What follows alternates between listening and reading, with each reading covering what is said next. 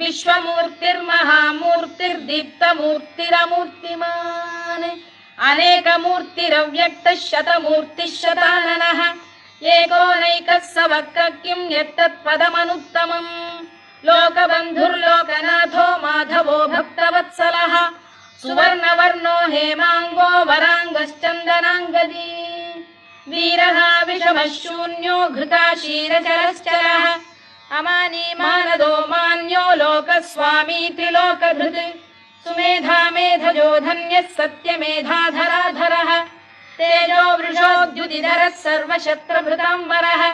प्रग्रहो निग्रहो व्यग्रो नैकशृङ्गो गदाग्रजः चतुर्मूर्तिश्चतुर्बाहुश्चतुर्व्यूहश्चतुर्गतिः चतुरात्मा चतुर्भावश्चतुर्वेदविदेकपात् समावर्तो निवृत्तात्मा दुर्जयो दुरतिक्रमः दुर्लभो